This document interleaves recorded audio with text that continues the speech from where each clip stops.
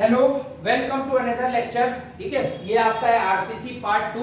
पिछले लेक्चर में अपन ने कुछ कोडल प्रोविजन देखे थे। आज के वीडियो में भी अपन कोडल प्रोविजन देखेंगे। पूरा आईएएस कोड के ऊपर बेस्ड है आरसीसी, है ना। और जो आपके सिलेबस में दिया है, ठीक है, लिमिट स्टेट डिजाइन मेथड ऐसा दिया है, singly and doubly reinforce beam और design of retaining wall and weir. अब उसमें जो वेयर टॉपिक है वो WRD का है, वाटर रिसोर्स इंजीनियरिंग का, वो अलग से वहां पे पढ़ेंगे। रिटेनिंग वॉल का मैं यहाँ पे बताऊंगा, ठीक है, आगे। ठीक, चलो, तो उसमें दिया है limit state method of beam, ठीक है, सिंगली और डबली रीइंफोर्स बीम, मतलब सिर्फ बीम पढ़ना है, ठीक है, समझ में आया। लेकिन लिमिट स्टेट मेथड दिया है, मतलब उसके अंतर्गत बहुत सारे चीजें हैं, उसको भी देखना जरूरी है, ठीक है, समझ में आया। चलो, ठीक, तो आगे अपन कंटिन्यू करते हैं। ठीक, अगला लिखना heading grade of concrete required, ठीक,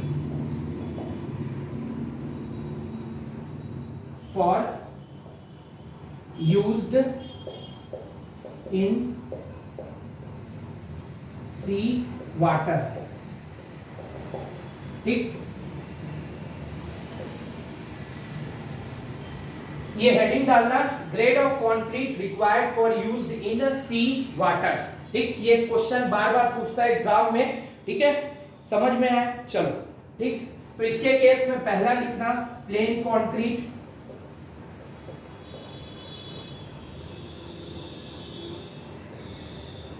प्लेन कंक्रीट के लिए M20 होता है और reinforced cement concrete, reinforced cement concrete के लिए रहता है M30। याद रखना, डायरेक्ट क्वेश्चन एग्जाम में पूछता है, ठीक है, समझ में आया। तो इसको आपको याद रखना है, कैसा क्वेश्चन पूछता है। अब इसके नीचे क्वेश्चन लिख लो, मैं एक क्वेश्चन लिखवा देता हूं, उससे आपको समझ में आएगा, ठीक है। The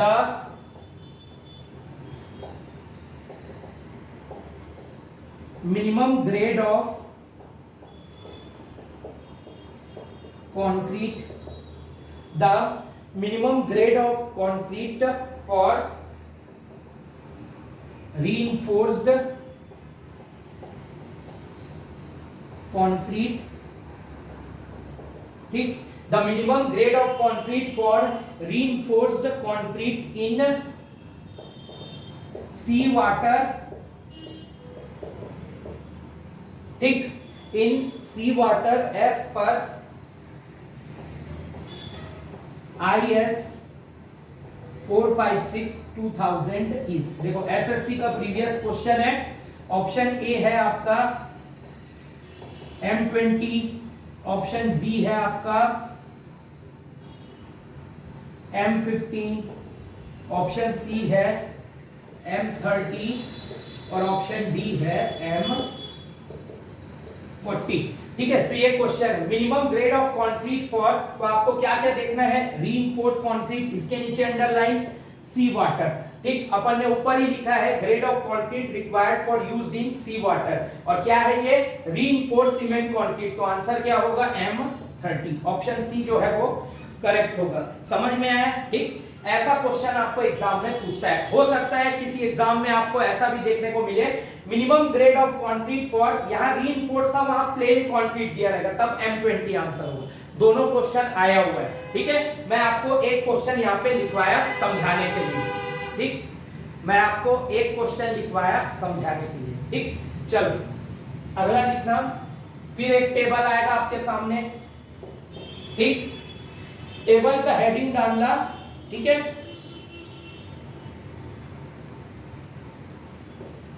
value of ultimate creep coefficient, ठीक, value of ultimate creep coefficient. बार बार एग्जाम में पूछता है, एई में भी पूछा है 2-3 बार, ठीक है। एस नंबर टेबल बनाना, ठीक है, समझ में आया। इसके बाद लिखना एज ऑफ लोडिंग,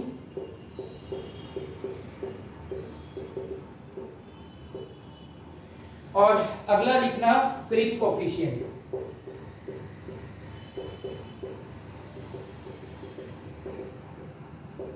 ठीक, सबसे पहला अगर एज ऑफ लोडिंग जो है वो 7 डेज है, ठीक, तो वैल्यू ऑफ क्रीप कोफिशिएंट आपका कितना होता है 2.2। आईएस कोड है, कोडल प्रोविजन है, ठीक है, समझ में आया। दूसरा जो होगा अगर 28 डेज है एज ऑफ लोडिंग तो क्रीप कोफिशिएंट की वैल्यू होती है 1.6। और थर्ड है आपका अगर 1 ईयर होता है, ठीक है, तो ये वैल्यू हो जाती है आपकी 1.1। ठीक है, इस टेबल को आपको याद रखना है, एग्जाम में डायरेक्ट क्वेश्चन पूछता है। ठीक है, फिर कई लोगों के ऊपर से गया होगा, है ना भाई, चलो ठीक है, कोई दिक्कत नहीं, अभी एक क्वेश्चन करवाऊंगा तो उससे आपको दिमाग में आ जाएगा कि कैसा क्वेश्चन एग्जाम में पूछता है। ठीक है, मैं इसीलिए आप लोगों को, है ना भाई, आरसीसी वाला जो सेक्शन है आपके सिलेबस का उसको जो करवा रहा हूं, साथ ही साथ में ऑब्जेक्टिव भी करवाते चल रहा हूं कोडल प्रोविजन के साथ, ताकि आपको पल्ले पड़े कि एग्जाम में क्वेश्चन आते कैसे। नहीं तो मैं अगर कोड ही कोड लिखवा दूंगा ना, है ना, तो आपको बहुत ऊपर से जाएगा, आप बोर भी हो जाओगे। इसीलिए क्लास को इंटरेस्टिंग बनाने के लिए मैंने ये अप्रोच फॉलो किया है, जो जनरली कोई कोचिंग वाला शायद ही करता हो, जो मैं कर रहा हूं। ठीक है, कि आपको कोडल भी प्रोविजन लिखवा रहा हूं, साथ में previous question same to same उसी टाइप से करवा रहा हूं, कुछ कुछ प्रैक्टिस, ताकि आपको पल्ले पड़े और क्लास इंटरटेनिंग भी लगे, बोरिंग ना लगे। नोट करते चलना, ठीक। चलो, तो इससे रिलेटेड प्रीवियस ईयर क्वेश्चन जो आए हुए हैं वो आप लोगों को बता रहा हूं। ठीक है, एक क्वेश्चन आया था एसईएस 17 में और सीएसईबी एई 18 में। ठीक है, क्या क्वेश्चन था वो, चलो बता रहा हूं। ठीक है, तो होता है एस पर आईएस 456 2000, ठीक है, as per IS 456 2000 the value of creep coefficient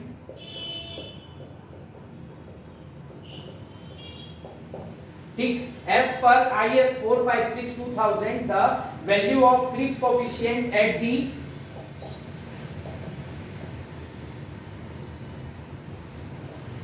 the end of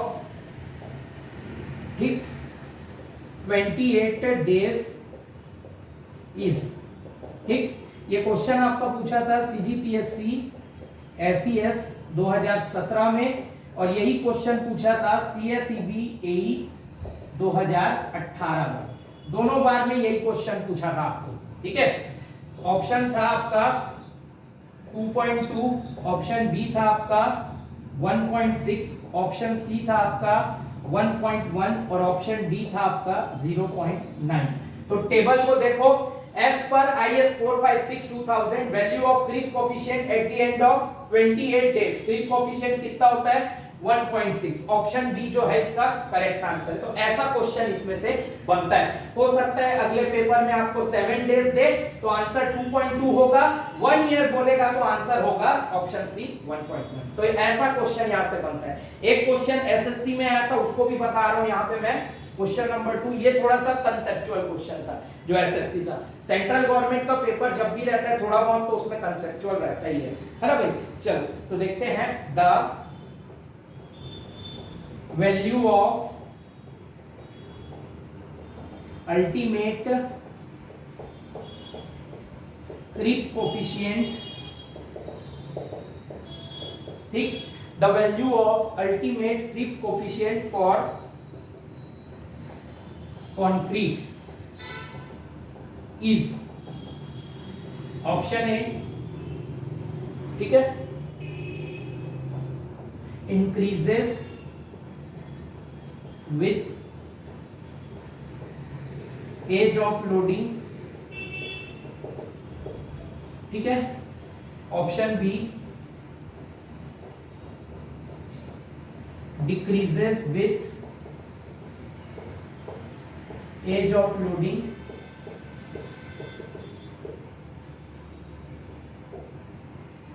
option C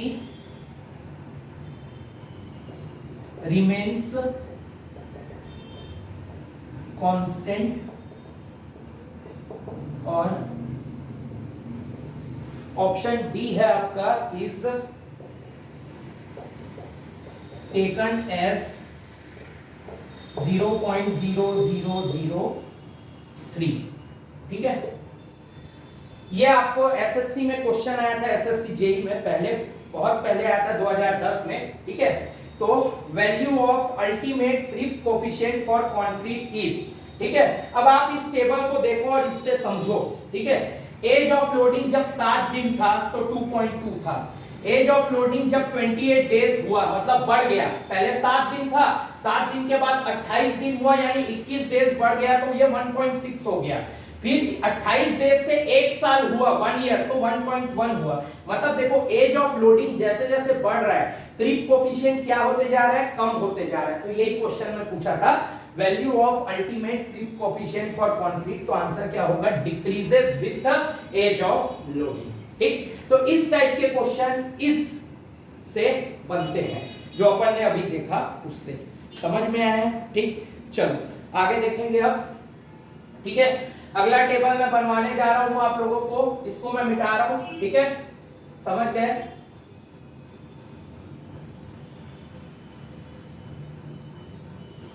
note करते चलेंगे स्टूडेंट्स।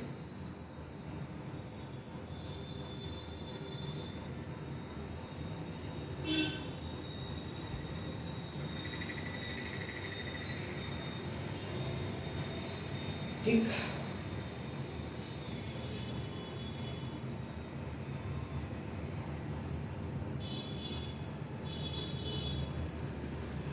अगला हेडिंग डालना conditions and limits of various contents used in water for making concrete.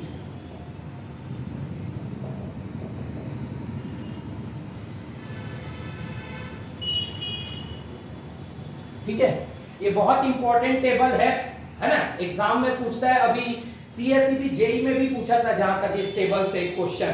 ठीक है, तो आप लोग फिर एक टेबल बनाएंगे, एस नंबर। ठीक, लिखना केसेस और कंटेंट्स। ठीक, और आखिरी लिखना परमिसिबल लिमिट्स। ठीक, आखिरी लिखना परमिसिबल लिमिट्स। ठीक है, सबसे पहला जो है वो है आपका ऑर्गेनिक कंटेंट। ठीक, ऑर्गेनिक कंटेंट का परमिसिबल लिमिट होता है 200 मिलीग्राम पर लीटर। ठीक, अभी ये क्या है ये आपको तब समझ में आएगा जब आप इन्वायरमेंट पढ़ोगे, जब मैं पढ़ाऊंगा तब और डिटेल में इसको चर्चा करेंगे, है ना। फिलहाल आप बस इसको नोट करते चलो, कोडल प्रोविजन है। क्वेश्चन कैसा आएगा वो मैं भी बताऊंगा। ठीक है, तो दिल थाम के बैठो और बस नोट करो। ठीक है, दूसरा है आपका इनऑर्गेनिक कंटेंट।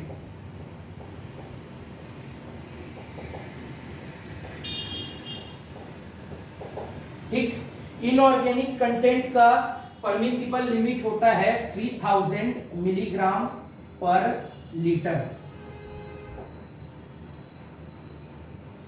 तीसरा है सल्फेट्स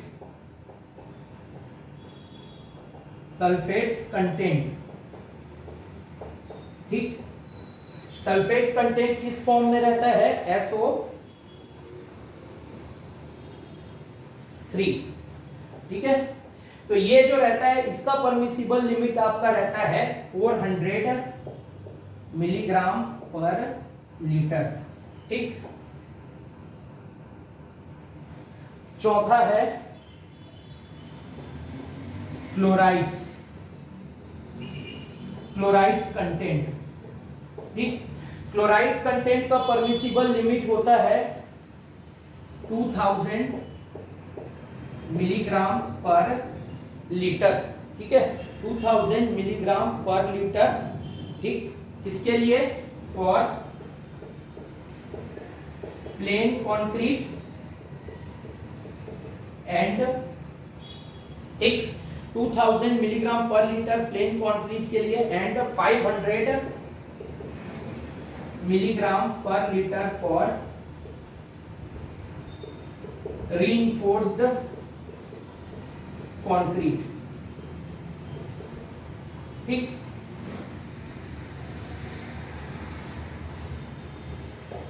पांचवा और आखिरी लिखना सस्पेंडेड मैटर।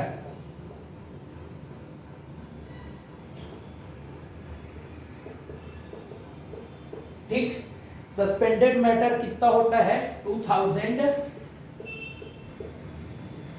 मिलीग्राम पर लीटर। नोट करते चलना।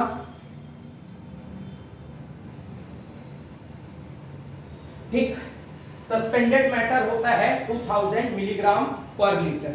ठीक, समझ में आया? तो ये कोडल प्रोविजन है, आईएस कोड जो आपका है, ठीक है 456/2000, उसमें ऐसा ऐसा दिया हुआ है कोड।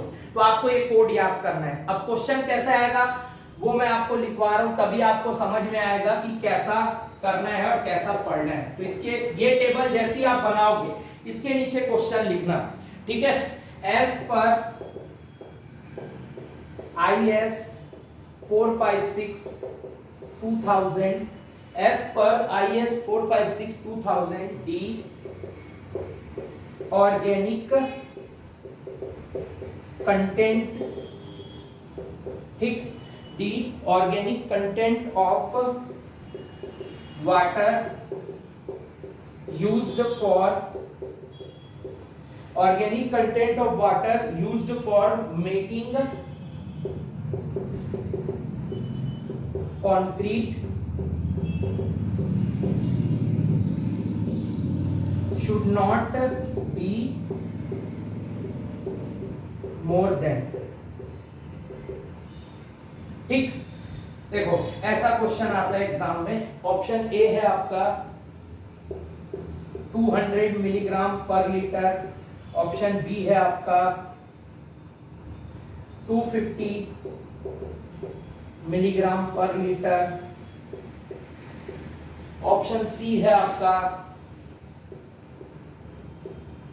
100 मिलीग्राम पर लीटर और ऑप्शन डी है आपका 150 मिलीग्राम पर लीटर। तो देखो ऐसा क्वेश्चन आता है, as per IS 456/2000 organic content of water used for making concrete should not be more than। ठीक है, और यहाँ पे आपको हेडिंग भी क्या दी गई है, condition and limit of various content used in water for making concrete. तो यहाँ से सीधा ऐसा क्वेश्चन पूछता है, organic content of water used for making concrete किससे ज्यादा नहीं होना चाहिए, 200 मिलीग्राम पर लीटर से ज्यादा नहीं होना चाहिए। ऑप्शन ए करेक्ट है। तो ये डायरेक्ट क्वेश्चन इस टेबल से ऐसा फ्रेम होता है। ठीक है, इसीलिए है ना भाई, इसीलिए मैं बच्चों को अपने जो कोर्स परचेस किए हैं उन लोगों को इसीलिए इतना डिटेल में समझा रहा हूं अच्छे से। वरना ये टेबल अगर मैं बना के छोड़ दूं ना, ठीक है, अगर ये टेबल को मैं बना के छोड़ दूंगा ना और बाद में क्वेश्चन करवाऊंगा तो और उनके ऊपर से जाएगा, है ना। ठीक है, और बोर भी हो जाएंगे बच्चे। ठीक है, कि अरे यार क्या पढ़ रहे करके लगता है ना। मैं जब पढ़ाता था ना, ठीक है, मेरे सर ने तो अच्छा पढ़ाया था पता है, लेकिन ना उन्होंने ये ऑब्जेक्टिव अप्रोच नहीं फॉलो किया था। ठीक है, तो मैं ना जब पढ़ता था ना आरसीसी तो मैं बोर हो जाता था, यार ये है क्या, कैसे क्वेश्चन आएंगे, कुछ नहीं मालूम। इसीलिए मैंने इस पे मॉडिफिकेशन किया। ठीक है, और आपको ऐसे समझा रहा हूं ताकि आपको वही के वही समझ में आए कि क्वेश्चन फ्रेम कैसे होते हैं। ठीक है, उड़ा दोगे ना क्वेश्चन, इसमें से कुछ भी आएगा तो ठीक समझ गए, उड़ाना पड़ेगा बेटा। मेरे से पढ़ रहे तुम लोग रजत अग्रवाल से, भले मैं कोई एग्जाम निकाला हूं ना निकाला हूं अलग बात है, भले नहीं निकाला हूं, लेकिन मेरे को पढ़ाने की टेक्निक आती है, बस ये चीज मैं बोलूंगा। और मैं एग्जाम नहीं निकाला हूं इसीलिए मैंने फीस 999 रखी है ना, ताकि बच्चों को कम से कम पैसे में बहुत सी चीज दे दो, है ना भाई। क्योंकि यार देखो, जो बंदा एग्जाम नहीं निकाला है वो डिजर्व नहीं करता बहुत ज्यादा फीस रखना, ऐसी मेरी सोच है। तब तक जब तक उसके बच्चे फोड़े ना पेपर, मेरे 8-10 बच्चे फोड़ देंगे ना पेपर अभी पीडब्ल्यूडी जेई का, उसके बाद फिर मैं अच्छा ऑफलाइन कोचिंग स्टैब्लिश करूंगा, बहुत डिटेल में करवाऊंगा, तब फिर मैं अगर थोड़ा सा ज्यादा फीस रखूं तो फिर वो वैलिड है, लेकिन जब तक मेरे बच्चे सेलेक्ट नहीं हुए मैं कौन होता हूँ फीस ज्यादा रखने वाला। इसीलिए 999 में आपको मिल रहा है कंटेंट। आप बाकी जगह देखो कहीं 7,000 है, कहीं 8,000 है, कहीं 5,500 है ऑनलाइन का, ठीक है। अरे भाई ये बात है, इसलिए तो मैंने कहा कि मेरे जो बच्चे हैं 33 के आसपास हुए थे, जैसे हम लोग देखे थे 33 34 कुछ, है ना। तो मेरे बच्चे जो हैं वो मैक्सिमम तो वो हैं जो लोग ऑलरेडी पहले कहीं कोचिंग किए, और भी ऐसे बहुत सारे बच्चे हैं जो एक स्पेसिफिक बड़ा कोचिंग कोई फॉलो कर रहे हैं और सिर्फ मेरे वीडियोस को एज ए रिवीजन के तौर पे ले रहे हैं। ऐसे भी बहुत से बच्चे, और कई बच्चे ऐसे जो हाई फीस अफोर्ड नहीं कर सकते, वो बस मेरा पर्टिकुलरली वीडियो खरीदे हैं कि चलो भाई कम पैसे में मिल जाए कंटेंट। तो ये बात है, ऐसे टाइप की टीम है मेरी, समझ में आया? ठीक, चलो एक क्वेश्चन में और करवा देता हूं, है ना भाई, ठीक, ताकि आपको समझ में आ जाए और कैसे आ सकता है। ठीक, तो लिखना एस पर IS 456 2000 D inorganic content, the inorganic content of water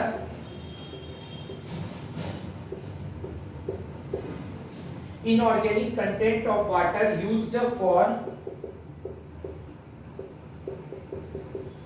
inorganic content of water used for making concrete, ठीक है, should not be more than, ठीक। ऑप्शन ए है आपका 200 मिलीग्राम पर लीटर, ऑप्शन बी है आपका 3000 मिलीग्राम पर लीटर, ऑप्शन सी है आपका 2000 मिलीग्राम पर लीटर, और ऑप्शन डी है आपका 400 मिलीग्राम पर लीटर।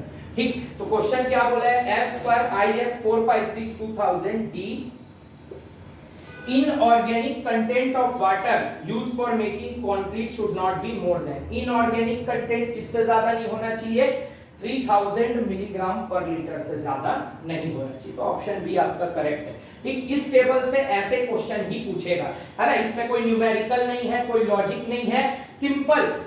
ठीक है, मैंने दो आपको एग्जांपल बताए जो सबसे ज्यादा इंपॉर्टेंट है, ऑर्गेनिक और इनऑर्गेनिक, बाकी तीन भी पूछ सकते हैं। अगर यहाँ पे सल्फेट दिया रहता तो 400 मिलीग्राम पर लीटर होता, सस्पेंडेड मैटर बोलता तो 2000 मिलीग्राम पर लीटर होता। ठीक है, आई होप आपको अब पल्ले पड़ गया होगा ये क्वेश्चन कैसे आता है। चलो ठीक है, अब आगे देखेंगे। ठीक, इसको अब मैं मिटा रहा हूं, अगला देखेंगे अपन।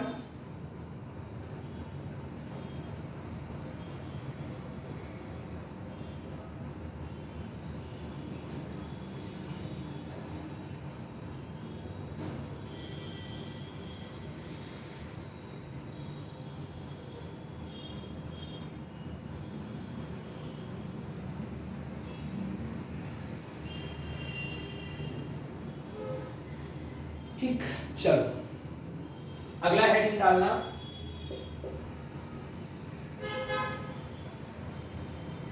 Modulus of elasticity of concrete. ठीक है, अगला हेडिंग डालना, modulus of elasticity of concrete. ठीक, तो इसमें दो टाइप के होते हैं। ठीक, मॉडुलस ऑफ इलास्टिसिटी दो टाइप का होता है, एक होता है आपका short term, short term modulus of elasticity. ठीक, एक होता है आपका short term modulus of elasticity. ठीक है, ठीक, तो इसको डिनोट करते हैं, EC इज इक्वल टू होता है 5000 अंडर रूट FCK। ठीक, 5000 अंडर रूट FCK ये फॉर्मूला होता है short term modulus of elasticity का। ठीक है, मैं बहुत अच्छे से करवाऊंगा इसको, अभी फिलहाल नोट करते चलो, अगर किसी को ऊपर से जा रहा होगा तो मैं जैसा पढ़ा रहा हूं वैसे ही पढ़ो, समझ में आया? मैं आपको इसीलिए यहाँ के साथ में मतलब कंटेंट के साथ में क्वेश्चन भी करवाते चल रहा हूं ताकि तुमको पल्ले पड़े। ठीक है, एफसीके क्या होता है इसके बारे में लिखना, characteristic compressive strength of concrete, ठीक है, मेजर्ड एट 28 डेज। ठीक, बस इसको याद रखना। एफसीके क्या होता है? Characteristic compressive strength of concrete. ठीक है, ठीक, तो ये होता है short term modulus of elasticity. दूसरा होता है long term modulus of elasticity. ठीक, long term modulus of elasticity का फॉर्मूला होता है 5000 into under root F C K upon 1 plus theta. इसको याद रखना। ठीक है, हालांकि ये एग्जाम में उतना कभी पूछता नहीं है। ठीक है, समझ में आया? पर आपको याद रखना है इस चीज को। ठीक, और ये जो है फॉर्मूला ये किस कोड के हिसाब से है? IS 456 2000 के हिसाब से। ठीक है, याद रखना इसको। ठीक, नोट करते चलना। मैं एक चीज देख रहा हूं तब तक।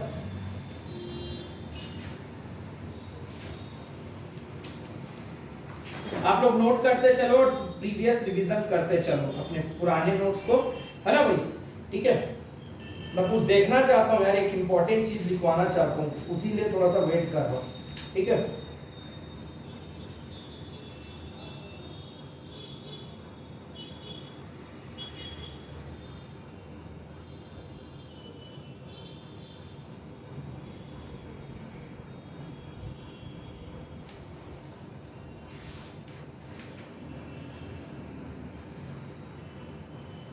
चलो, है ना?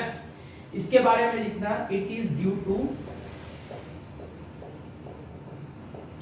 क्रीप। ठीक है, क्रीप क्या होता है? टाइम डिपेंडेंट स्ट्रेन होता है अंडर सस्टेन्ड लोडिंग। ठीक है, ये तो सीधा ऑब्जेक्टिव आता है, वो मैं आपको पीडीएफ में प्रोवाइड करूंगा, आपको उसमें कुछ समझने की जरूरत नहीं, सीधा गोला मारना है ना भाई? ऑब्जेक्टिव आता है, it is due to creep. लेकिन कभी क्वेश्चन पूछे ना long term modulus of elasticity is, तो आंसर क्या होगा? Due to creep. ठीक है, इसका कई बार E अपॉन में 1 प्लस थीटा इस फॉर्म में भी डिनोट करते हैं। E होता है आपका 5000 अंडर रूट FC। ठीक है, FC के क्या होता है? Characteristic compressive strength of concrete. Exam point of view से ये सबसे ज्यादा इंपॉर्टेंट है, शॉर्ट टर्म जनरली इसी से क्वेश्चन पूछता है। एक चीज है, IS कोड 456 2000 के हिसाब से तो ये होता है वैल्यू, लेकिन IS 456 1978 जो पुराना कोड था, ये तो अभी कोड यूज होता है 2023 तक, है ना भाई? जो अभी कोड यूज हो रहा है वो ये हो रहा है, लेकिन जो ये जो कोड था IS 1978, ठीक है, समझ में आया? ये पुराना कोड था और इसके करस्पॉन्डिंग अगर देखोगे तो EC की वैल्यू थी 5700 अंडर रूट FCK। इसको याद रखना। ठीक है, इसको नोट करके लिखना शॉर्ट टर्म में, लॉन्ग टर्म में तो नहीं पूछेगा, ये शॉर्ट टर्म में इसको याद रखना। ठीक है, अगर आपको क्वेश्चन में IS 456 1978 दिया है तब फिर वैल्यू 5000 नहीं होती, 5700 होती है। अगर IS 456 बस दिया है या IS 456 2000 दिया है तब ये होती है 5000 अंडर रूट FCK। इसको याद रखना। वो चिंता मत करो, अभी मैं क्वेश्चन करवाऊंगा, तुमको सब पल्ले पड़ जाएगा बेटा, है ना? अपन करवाई इसीलिए रहे। ठीक है, समझ में आया? ठीक, चलो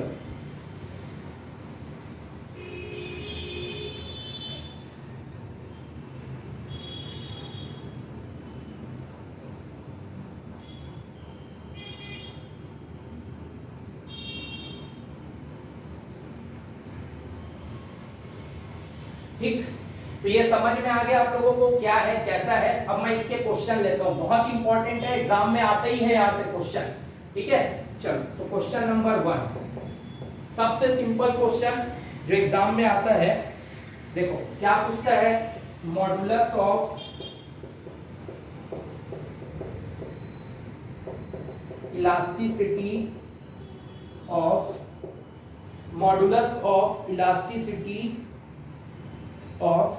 concrete in Newton per mm square can be determined, ठीक है, can be determined as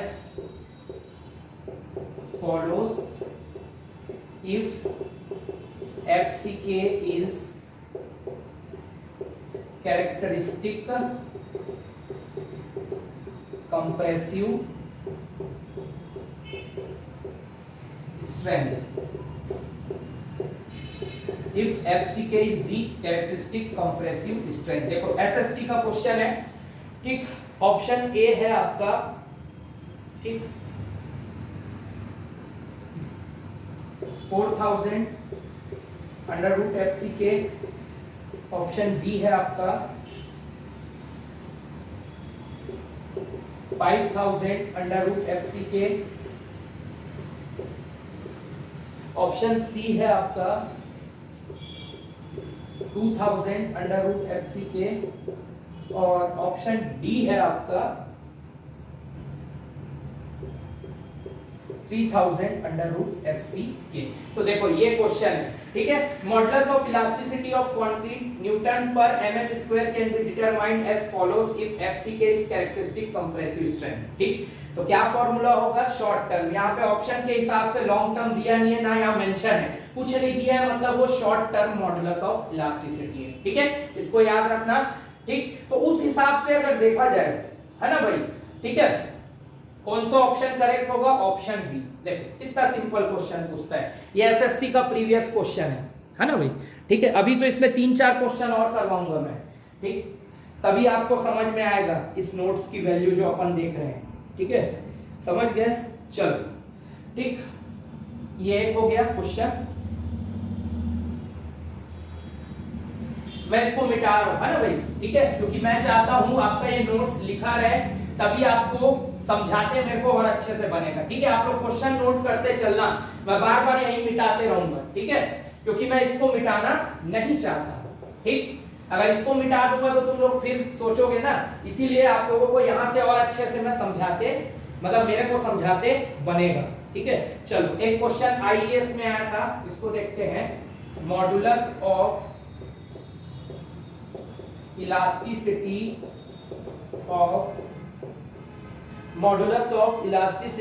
of concrete is given by, ठीक,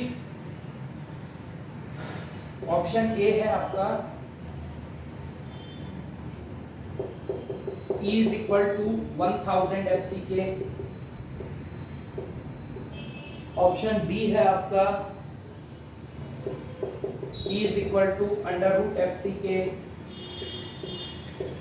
ऑप्शन सी है आपका E is equal to 5700 into under root FCK, और डी ऑप्शन जो है वो है आपका E is equal to 10,000 into under root FCK। अब कौन सा आंसर सही होगा, ठीक है, अब यहाँ पे तो कहीं पे 5000 अंडर रूट FCK है नहीं, ठीक है, तो क्या करोगे, क्वेश्चन छोड़ के आओगे ई विलोपित होगा करके, बिल्कुल नहीं। ठीक, मैंने आपको इसीलिए यहाँ पे मेंशन किया, देखो IS 456 1978, यहाँ पे तो IS 456 1978 मेंशन नहीं है, लेकिन किसी ऑप्शन में 5000 अंडर रूट FCK भी नहीं है, मतलब सीधी सी बात है, पेपर सेट करने वाले ने पुराने कोड को एज्यूम किया 1978 वाले को, तो ऑप्शन सी जो है इसका करेक्ट होगा। समझ में आया, ठीक है। अब आपके दिमाग में डाउट आ रहा होगा कि सर अगर ऐसा क्वेश्चन आए, modulus of elasticity of concrete, ठीक है, इज गिवन बाय, और ऑप्शन में 5000 अंडर रूट FCK और 5700 FCK दोनों दिया हो, तब क्या मारेंगे, तब इसको मारना, ठीक है। या तो वो इसको कंसीडर करेगा फाइनल आंसर में, या तो फिर वो क्वेश्चन डिलीट होगा, ठीक है। लेकिन अगर यहीं पे क्वेश्चन में अगर मैं थोड़ा सा चेंज करूं और लिखूं IS 456 1978, अगर ऐसा लिखा है और ये अगर मान लो मैं 5000 अंडर रूट FCK भी कर दूं तब भी आंसर ऑप्शन सी होगा। क्यों? क्योंकि मैंने यहाँ पे स्पेसिफाई किया है कोड को 456 1978, ठीक है, समझ में आया? ठीक, चलो, तो आई थिंक अब आपको पल्ले पड़ गया होगा क्वेश्चन कैसे आएगा, इससे और करेंगे, अभी चिंता मत करो, ठीक है। इसको मैं मिटा रहा हूं, अगला क्वेश्चन देखेंगे इसी टॉपिक से रिलेटेड, मॉडुलस ऑफ इलास्टिसिटी से, ठीक।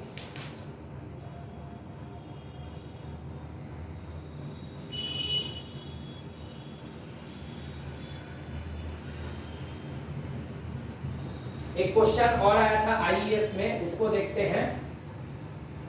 आईईएस 2007 में आया था question, which of the following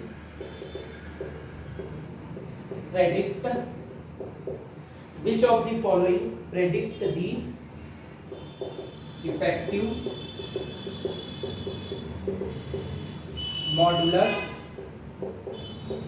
of elasticity of effective modulus of elasticity of concrete, ठीक है। तो देखो ये क्वेश्चन आया हुआ है, ES का क्वेश्चन है, 2007 का। ऑप्शन ए है EC 1 plus theta, option B है आपका EC 1 plus 2 theta, option C है आपका EC 1 प्लस 3 थीटा, और ऑप्शन डी है आपका EC 1 प्लस 5 थीटा, ठीक है। क्या आंसर होगा इसका? ठीक है, देखो मैंने यहाँ पे आपको लिखा ही हुआ है E अपॉन 1 प्लस थीटा, ठीक है। तो EC upon 1 plus theta, option A जो है वही आपका करेक्ट आंसर होगा। कितना सिंपल क्वेश्चन आता है। एक क्वेश्चन और आया था, उसमें पूछा था long term modulus of elasticity, और ये ऑप्शन दिया था, तो ये भी सही है, ठीक है। और यहाँ पे इस फॉर्म में दे दिया जो मैंने वहां पे इक्वल टू आपको लिखा है, ऐसे सिंपल सड़े क्वेश्चन इसमें से आते हैं पेपर में। चलो, दो क्वेश्चन और करेंगे इसका, है ना भाई, ठीक है। अब मैं दो क्वेश्चन करवाऊंगा, एक क्वेश्चन तो आपका जेन्युइन है, दूसरा क्वेश्चन ES का एक थोड़ा सा ट्रिकी है, ठीक। अब दो न्यूमेरिकल कर लेते हैं, वही है ना भाई, ठीक है। थ्योरेटिकल क्वेश्चन तो आपको समझ में आ गया होगा कैसा आता है इससे, ठीक। अगला क्वेश्चन देखते हैं, क्वेश्चन नंबर 4, है ना भाई, इसी टॉपिक से रिलेटेड, ठीक।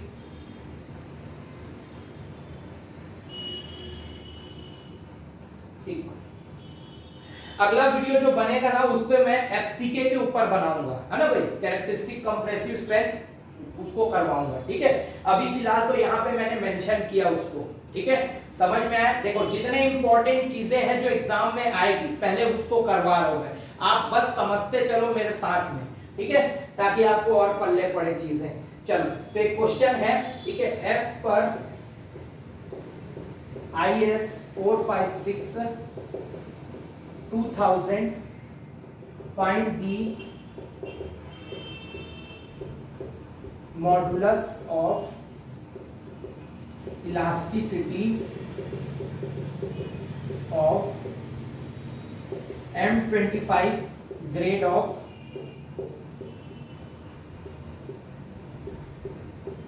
कंक्रीट, ठीक है। तो ये तो सिंपल एक क्वेश्चन है ना, ये मैंने खुद से फ्रेम किया है, हालांकि प्रीवियस ईयर भी हो सकता है ये, लेकिन मैं यहाँ पे आपको सिंपल करवाना चाहता हूँ। फिर एक क्वेश्चन आपको ES का करवाऊंगा, उसमें थोड़ा सा ट्रिक है, ट्रिकी क्वेश्चन है वो, ठीक है। सबसे पहले क्या दिया है, find out the modulus of elasticity as पर IS 456 2000, यहाँ पे तो ऑलरेडी मेंशन है IS 456 2000, ठीक है, समझ में आया, ठीक। और EC आपका फॉर्मूला होता है modulus of elasticity 5000 under root FCK। Exam में जब तक लॉन्ग टर्म वर्ड ना दिया हो तब तक वो शॉर्ट टर्म ही होता है, और लॉन्ग टर्म एग्जाम में नहीं आता, इसको याद रखना, ठीक है, वहां से सिर्फ और सिर्फ ये फॉर्मूला पूछेगा या ये पूछेगा long term modulus of elasticity किसके कारण होता है, क्रीप के कारण। क्यों? क्योंकि ये जो थीटा जो रहता है ना, ये क्रीप कोफिशिएंट रहता है। ठीक है, इसको भी लिख लेना अपने नोट्स में, है ना। वही हमने जो देखा था, है ना भाई, अभी आज ही के वीडियो में 28 डेज में 1.6, 1 ईयर में 1.1, 7 डेज में 2.2, है ना भाई, वही चीज क्रीप कोफिशिएंट। ठीक है, याद रखना। ठीक, चलो, तो यहाँ पे आपको क्या दिया हुआ है, M25 ग्रेड ऑफ कंक्रीट, ये आपको दिया हुआ है ग्रेड ऑफ कंक्रीट। ठीक है, आप बस एक चीज याद रखना, ये जो M के साथ में जितनी भी वैल्यू रहती है ना, यही होती है characteristic compressive strength of concrete. FCK की वैल्यू होती है 25 न्यूटन पर mm स्क्वायर। ठीक है, अपने दिमाग में इसको बैठा लो। ठीक, हालांकि अगला जो वीडियो रहेगा उसमें जब मैं इसमें करवाऊंगा characteristic compressive strength of concrete, तो मैं और डिटेल में बताऊंगा। फिलहाल ये सबसे इंपॉर्टेंट था, इसलिए मैंने इसको पहले बताया। ठीक है, देखो है सब चीज IS कोड, अरे इसमें कुछ समझने की चीज नहीं है, सिर्फ आपको इंप्लीमेंटेशन करना है। देखो अभी तक जितने भी क्वेश्चन हमने देखे, है ना, 2 लेक्चर में, पूरे के पूरे कोडल प्रोविजन है, और जो क्वेश्चन न्यूमेरिकल भी है वो डायरेक्ट इंप्लीमेंटेशन है उस कोड का, बस, और यही एग्जाम में आता है ना। तो इसमें समझने लायक कुछ खास चीजें नहीं है। ठीक है, इसीलिए मैं आपको पॉइंट टू पॉइंट एकदम चलाते चल रहा हूं, जहां से क्वेश्चन गारंटी आ गई, यहां से क्वेश्चन आएगा ही आएगा, सबको मालूम है, आता ही है यूजुअली। ठीक है, इसीलिए ध्यान से नोट करते चलना। चलो, तो FCK क्या है, 25 न्यूटन पर mm स्क्वायर, इसको याद रखना, यूनिट होता है Newton per mm square. m के साथ में जो भी दिया रहता है, जैसे M25 रहता है, डायरेक्ट FCK की वैल्यू यही होती है। ठीक है, तो EC की वैल्यू यहाँ पे क्या आ जाएगी, 5000 इंटू अंडर रूट 25। FCK की जगह पे मैंने 25 रख दिया। EC is equal to 5000 into under root 25 होता है 5, यानी होगा ये 25,000 न्यूटन पर mm स्क्वायर। इसको याद रखना, समझ में आया? ठीक, इसको याद रखना। तो ऐसे क्वेश्चन आते हैं एग्जाम में। ठीक है, हो सकता है अगले एग्जाम में आपको M36 दे दे। ठीक, समझ में आया? मोस्ट कॉमनली क्वेश्चन जो एग्जाम में आता है इससे वो यही आता है, M25 प्रिय क्वेश्चन है, याद रखना। ठीक है, तो बस आपको इंप्लीमेंटेशन करने आना चाहिए। चलो अगला देखेंगे, इसको मैं मिटा रहा हूं, लेक्चर को पॉज करके नोट करना। अब अपन देखते हैं कि ईएस का क्वेश्चन जो काफी ट्रिकी है ना भाई, इस प्रोस्पेक्ट में। अब वहां पे बच्चे गलती कैसे करेंगे वो मैं आपको दिखाऊंगा। ठीक है, चलो तो लास्ट क्वेश्चन देखते हैं इस टॉपिक का, मॉडुलस ऑफ इलास्टिसिटी का। ठीक, तो ईएस का क्वेश्चन था 1995 का, बहुत पुराना क्वेश्चन है। उस जमाने में भी ईएस में कठिन क्वेश्चन आते थे। सोचो, modulus of elasticity of M25 concrete,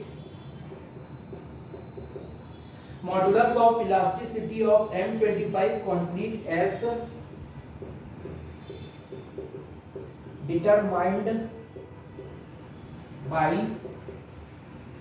determined by formula of IS 456 is। Option ए था आपका, ठीक, 142 500 मेगापास्कल। ऑप्शन बी था 9125 मेगापास्कल। ठीक, ऑप्शन सी था आपका 28500 मेगापास्कल, और ऑप्शन डी था आपका 16667 मेगापास्कल। ठीक है, अब ये देखो ये क्वेश्चन आया था। ठीक है, ये ईएससी का क्वेश्चन है। अब आपको तो यहाँ पे पता है, ठीक, एम क्या दिया हुआ है 25, ये आपको ग्रेड ऑफ कंक्रीट दिया हुआ है।